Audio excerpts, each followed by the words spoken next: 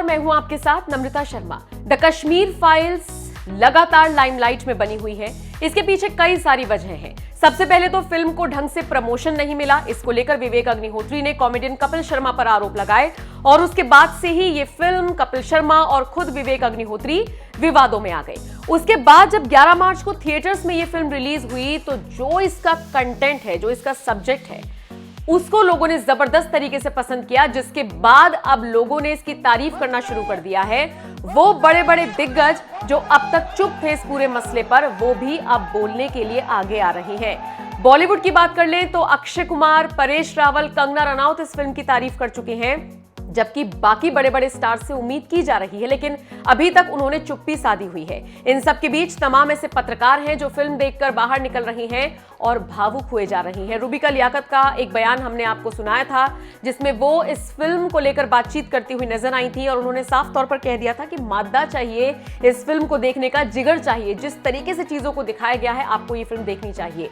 और रूबिका लियाकत के बाद तमाम ऐसे पत्रकार हैं जो फिल्म को देख रहे हैं, भावुक हो रहे हैं और सामने आकर अपनी राय रख रही हैं। इसी कड़ी में पत्रकार सुशांत सिन्हा ने भी अपनी राय रखी और एक उन्होंने वाकया बताया है। क्या लिखते हैं वो ट्विटर पर, जरा सुनिए। मुझे अब भी याद है कि कैसे विवेक अग्निहोत्री भाई ने फिल्म की रिलीज के पहले फोन पर बताया था कि फिल्म को सपोर्ट नहीं मिल रहा, बल्कि उल्टे दबाया जा रहा है। लेकिन आज देश के आम आदमी की ताकत देखिए कि फिल्म 2000 स्क्रीन पर चलानी पड़ रही है। सिनेमा घरों को 3 दिन में 26 करोड़ का बिजनेस हुआ है। सुशांत सिन्हा के इस ट्वीट पर कई लोग उनका समर्थन कर रहे हैं, कश्मीर फाइल्स की तारीफ कर रही हैं। जैसे एक यूजर ने लिखा, इसका श्रेय आप जैसे लोगों को जाता है जो कमलेश तिवारी के जैसे न जाने कितनी हत्याओं के बाद भी नहीं डरे और ना उनकी कलम खामोश हुई। कितनी गालियां रोज आपके कमेंट बॉक्स में लिखी जाती हैं, फिर भी आप अपने देश के लिए सच लिखते हैं। इसके लिए आपको बहुत बहुत साधुवाद। एक और यूजर ने लिखा, ये फिल्म जो कि 2000 स्क्रीन पर चल रही है, उसका श्रेय भारत के उन वोटरों को जाता है जिन्होंने अपना कीमती वोट बीजेपी को देकर माननीय प्रधानमंत्री श्री नरेंद्र मोदी जी को दिल्ली की गद्दी पर बिठाया है। बाकी सोचो, आज कांग्रेस होती तो ये फिल्म रिलीज होने से पहले ही बैन हो जाती। तो कुछ इसी तरीके से सुशांत सिन्हा की भी तारीफ हो रही है और उन्होंने जो किस्सा बताया है कश्मीर फाइल्स को लेकर, उसकी भी चर्चा हो रही है। बताते चले आपको, 11 मार्च को फिल्म रिलीज हुई है। 14 करोड़ के बजट में बनी थी, लेकिन अब तक बहुत अच्छा बिजनेस कर चुकी है। पुनीत इस्सर, अनुपम खेर, पल्लवी जोशी, दर्शन कुमार, मिथुन चक्रवर्ती जैसे बड़े स्टार्स इस फिल्म में हैं और इसीलिए इस फिल्म का जो सब्जेक्ट है उसको और ज्यादा अच्छे तरीके से दिखाया गया है, इसीलिए इसकी चर्चा हो रही है। आप बताइए, सुशांत सिन्हा से जुड़ी इस खबर पर आपकी राय क्या है?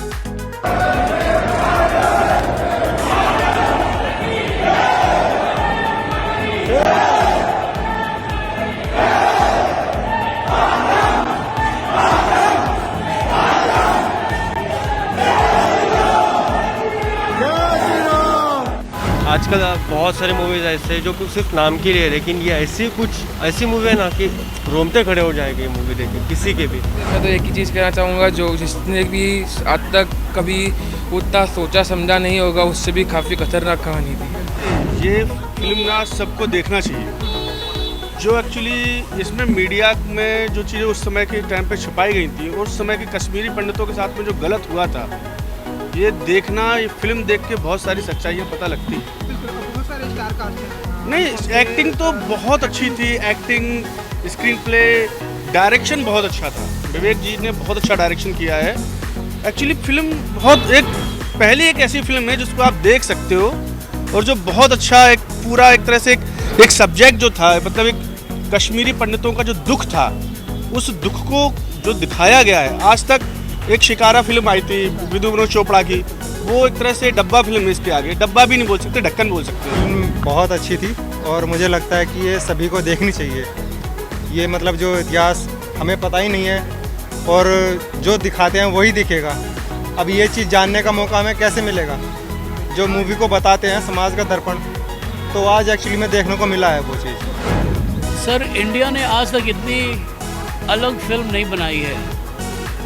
ये आज से एक अलग फिल्म है जो इंडिया में शुरू हुई है। ये बड़ी हिम्मत की बात है कि डायरेक्टर जो विवेक अग्निहोत्री हैं, उन्होंने इतनी हिम्मत दिखाई है। आप इतिहास को और सच को कब तक आखिर छुपाएंगे? ये सच है। ये जो भी दिखाई दे रहा है ये सच है।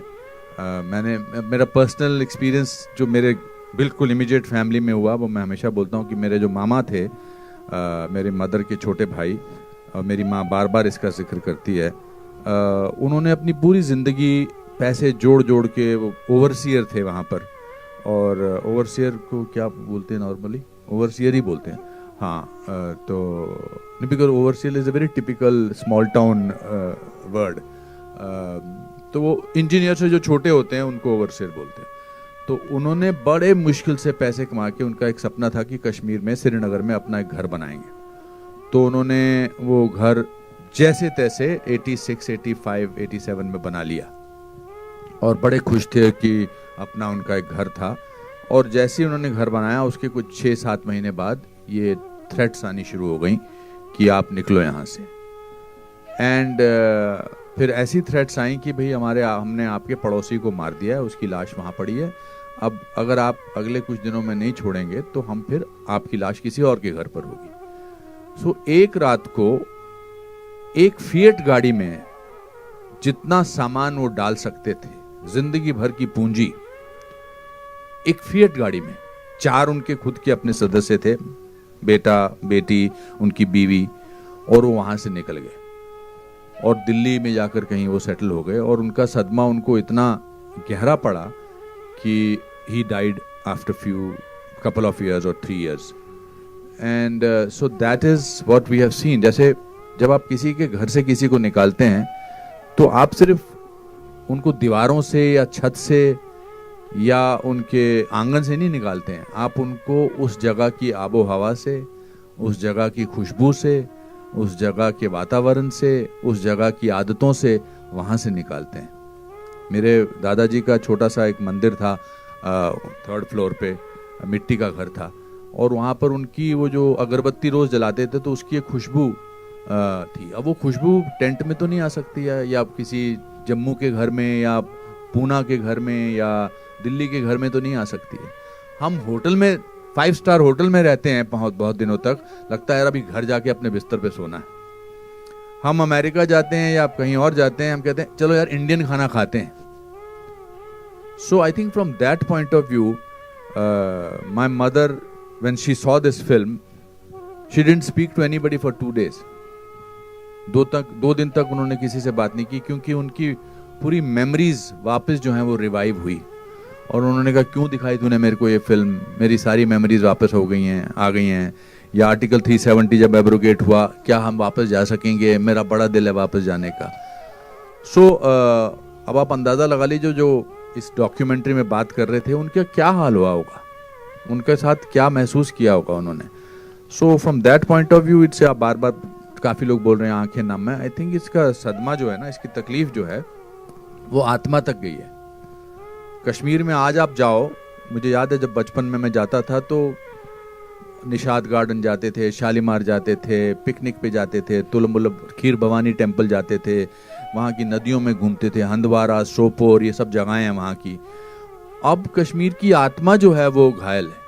अब वहाँ बार्ब्ड वायर्स नज़र आती हैं, सुनसान इलाका है, कुछ अजीब सा वातावरण है। So this film will not only revive those memories for millions of people, पर शायद कुछ लोगों के घाव भी भरेंगे। And we are all guilty of not talking about it for 32 years.